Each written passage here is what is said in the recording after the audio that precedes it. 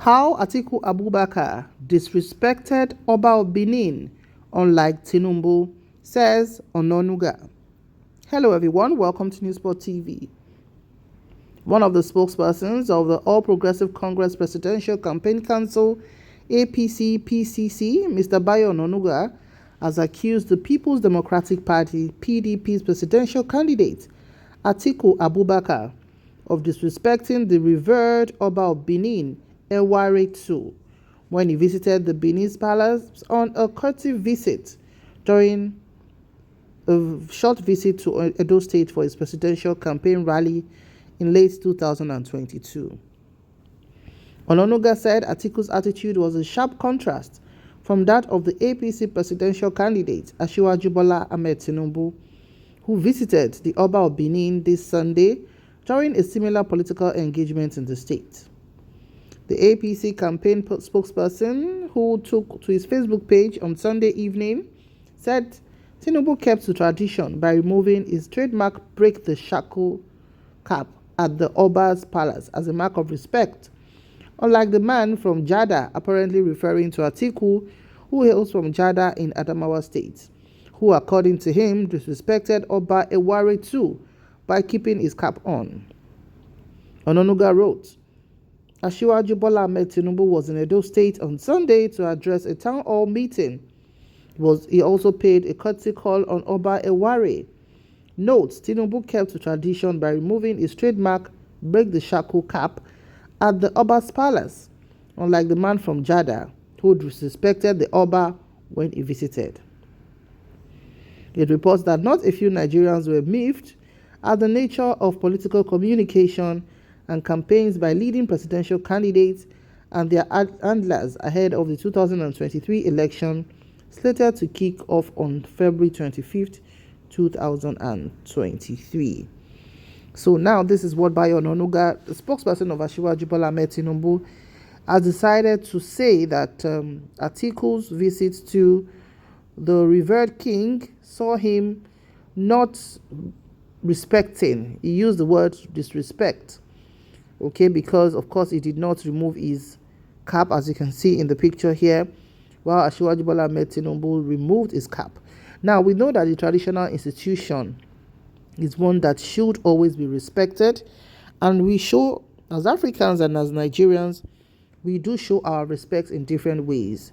One of such is if men, are going to see the king, they bow, they prostrate, and remove their cap. Even ex-president Olusegun Obasanjo, as old as he is in his 80s, prostrates when he sees somebody or when he visits somebody like Ooni of Ife, who is like a son over and over again to him, but it's a sign of respect.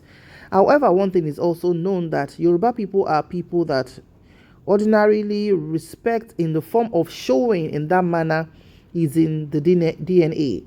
Okay, Yoruba man is wired to always prostrate, kneel, or just bow a little bit as a sign of respect, which is not exactly the same with other culture. However, when we are talking about Obaship in Nigeria, Oba of Benin, Eware II is paramount.